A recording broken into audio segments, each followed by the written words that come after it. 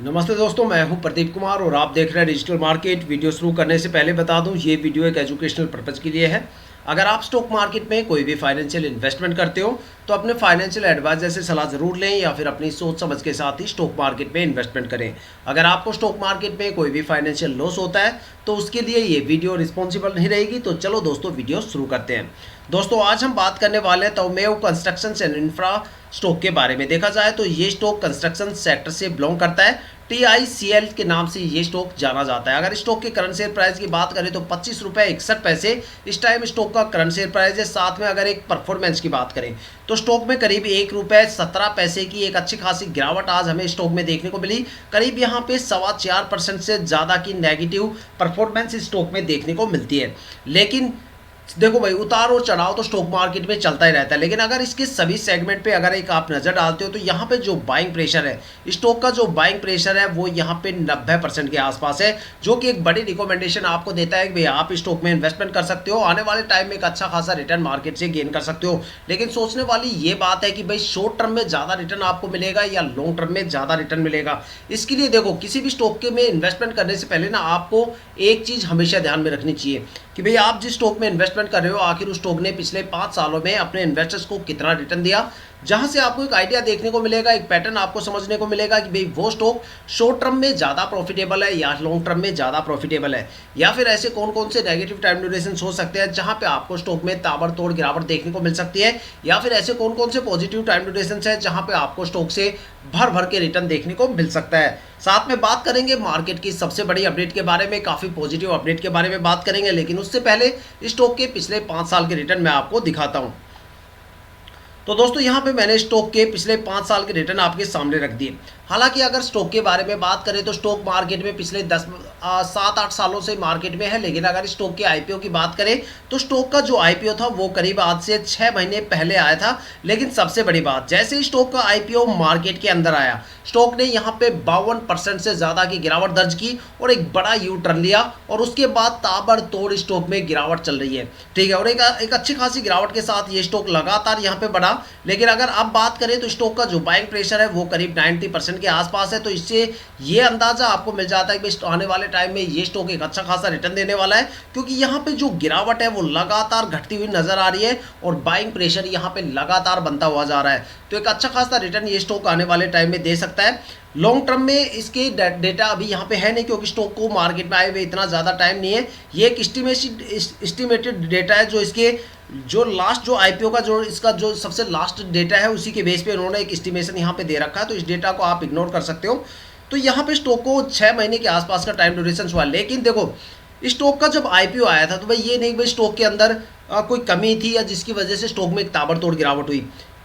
कई बार क्या होता है कि लोगों को ये लगता है भाई स्टॉक के अंदर परफॉर्मेंस इतनी ज़्यादा सही नहीं है, उसकी फाइनेंशियल कंडीशंस काफ़ी ख़राब है, उसके ऊपर डेबिट वगैरह ज़्यादा होगा, इस वजह से स्टॉक ने एक बड़ी गिरावट यहाँ पे दर्ज की है।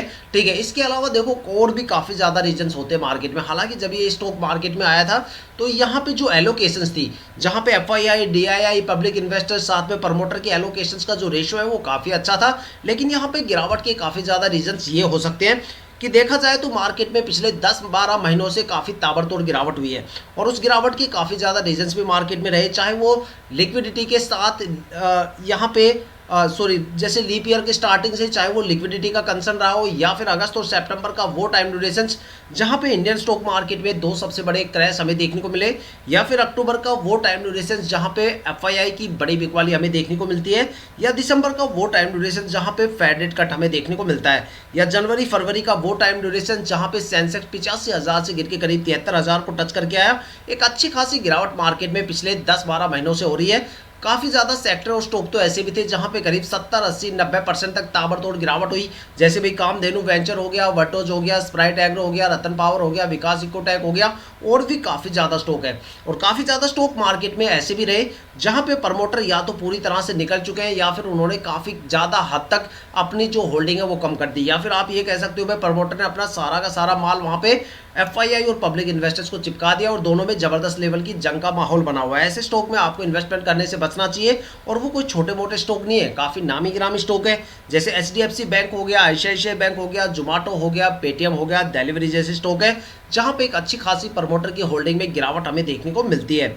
अगर बात करें स्टॉक के आईपीओ के एंट्री के टाइम की, तो उस टाइम मार्केट में काफ़ी ताबड़तोड़ गिरावट चल रही थी और स्टॉक की सबसे बड़ी गलती यही हुई कि स्टॉक ने एक ऐसे टाइम ड्यूरेशंस पे एंट्री की जिस टाइम मार्केट में लिक्विडिटी के कंसर्न चल रहे थे। और लिक्विडिटी एक ऐसा कंसर्न होता है जो बड़ी बड़ी मार्केट की धज्जियां उड़ा के रख देता है। इसकी एंट्री एक ऐसे टाइम पे हुई जब मार्केट में ताबड़तोड़ गिरावट हुई और उसी के साथ साथ स्टॉक ने अपना मोमेंटम बनाना शुरू कर दिया और स्टॉक में ताबड़तोड़ गिरावट यहाँ पे स्टार्ट हो गई। अगर बात करें स्टॉक के बाइंग प्रेशर का, तो एक अच्छी खासा यहाँ पे बाइंग प्रेशर बना हुआ है और ये बाइंग प्रेशर को समझाने के लिए मैं थोड़ा सा मार्केट की तरफ आपको लेके जाता हूँ। अगर बात करें प्रेजेंट टाइम की या प्रेजेंट मार्केट की, तो अगर आप मार्केट को थोड़ा सा भी डीपली एनालिसिस करते हो, मार्केट के सभी सेगमेंट पे नजर डालते हो, चाहे वो कैश सेगमेंट हो, फ्यूचर एंड ऑप्शन हो, एफआईआई, डीआईआई या इक्विटी सेगमेंट हो, यहाँ पे जो बाइंग प्रेशर है वो करीब 69% के लेवल को क्रॉस कर चुका है। जबकि सबसे बड़ी सोचने वाली बात यह है कि अगर नॉर्मल मार्केट में 50% का भी बाइंग प्रेशर आ जाता है तो भाई ऐसे ऐसे स्टॉक में पॉजिटिव मोमेंटम आ जाता है जहाँ पे हम उम्मीद नहीं लगा सकते। लेकिन ऐसा क्या चल रहा है कि एक अच्छा खासा सभी सेगमेंट में बाइंग प्रेशर होने के बाद भी स्टॉक तेजी से आगे बढ़ने का नाम नहीं ले रहे। तो भाई इसके पीछे का सबसे बड़ा रीजन बताता हूँ। देखो, नया फाइनेंशियल ईयर स्टार्ट हुआ है और जब भी कोई नया फाइनेंशियल ईयर स्टार्ट होता है तो सभी कंपनीज में फाइनेंशियल ऑडिट का प्रोसेस स्टार्ट हो जाता है। और फाइनेंशियल ऑडिट का प्रोसेस कोई 1 या 2 दिन का प्रोसेस नहीं होता, करीब 1.5 से लेकर 2 महीने का टाइम ड्यूरेशन होता है। अप्रैल का महीना यहाँ पे कंप्लीट हो चुका है और मई यहाँ पे नियर बाई कंप्लीट होने वाली है। 1.5 हफ्ते और होल्ड करके देखो, उसके बाद आप मार्केट का वो नज़ारा देखने वाले हो जो आप सोच भी नहीं सकते। मार्केट काफ़ी ताबड़तोड़ दौड़ती हुई आपको देखने को मिलेगी, काफ़ी पॉजिटिव मोमेंटम के साथ मार्केट आपको दौड़ती हुई देखने को मिलने वाली है। देखो, जब फाइनेंशियल ऑडिट चलता है ना तो हमें स्टॉक मार्केट में ऑपरेटर की तरफ से कोई खास फाइनेंशियल एक्टिविटी या लेन देन देखने को नहीं मिलता, क्योंकि ताकि भाई जो फाइनेंशियल ऑडिट है वो सुचारू रूप से चलता रहे। और ऐसे टाइम पे चाहे कितना भी ज़्यादा बाइंग प्रेशर मार्केट पे क्यों ना हो, वो सारा रखा का रखा रह जाता है। लेकिन जल्द ही 1.5 से लेकर 2 हफ्ते के बाद ये कंडीशन आपको चेंज होती हुई देखने को मिलेगी। काफ़ी ज़्यादा स्टॉक्स में आपको अपर सर्किट भी देखने को मिलने वाले हैं और ताबड़तोड़ रिटर्न आपको मार्केट में देखने को मिलने वाला है। देखो, मेरे पिछले 10-15 साल के एक्सपीरियंस के बेस पे मैं आपको बताता हूँ भाई, कोई भी 15-20 साल पुराने रिकॉर्ड आप स्टॉक मार्केट के उठा लेना।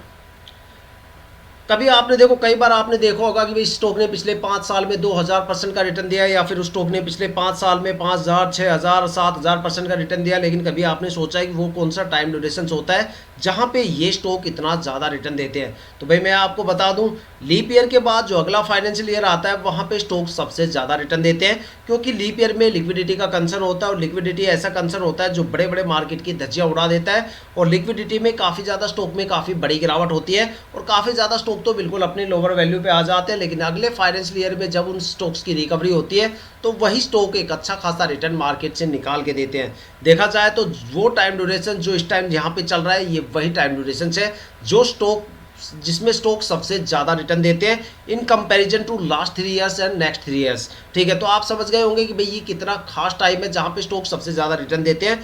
बड़े बड़े बिजनेसमैन इसी टाइम ड्यूरेशन का इंतजार करते हैं। अगर आपने स्टॉक को होल्ड नहीं किया तो भाई होल्ड करना स्टार्ट कर दो। देखो, यहाँ पे जो सबसे ज़्यादा फोकस करने वाली बात है ना वो ये है कि ये सबसे ज़्यादा बेस्ट टाइम है स्टॉक मार्केट में इन्वेस्टमेंट करने का, क्योंकि इस टाइम काफ़ी ज़्यादा स्टॉक बिल्कुल अपनी लोअर वैल्यू से स्टार्ट होने वाले हैं और मार्केट में एक ज़बरदस्त लेवल का बाइंग प्रेशर आपका इंतजार कर रहा है। एक कम टाइम में एक अच्छा खासा रिटर्न आप मार्केट से गेन कर सकते हो या फिर अपने स्टॉक को एवरेज कर सकते हो। तो दोस्तों, ये थी अब तक की सबसे लेटेस्ट अपडेट TICL स्टॉक को लेके, मतलब तवामेव कंस्ट्रक्शंस एंड इंफ्रा स्टॉक को लेके। अगर आप इस वीडियो या चैनल पर नए हो तो भाई चैनल को सब्सक्राइब जरूर कीजिएगा, ताकि हम जितने डीपली एनालिसिस करके आप लोगों के लिए वीडियो लेके आते हैं उसकी नोटिफिकेशन आप तक सबसे पहले पहुंचे, ताकि आप स्टॉक मार्केट के हर पहलू से रूबरू रहें, अपने आप को अपडेट और अपग्रेड करते रहें। इसी के साथ ये वीडियो समाप्त करते हैं, मिलते हैं नेक्स्ट वीडियो के साथ।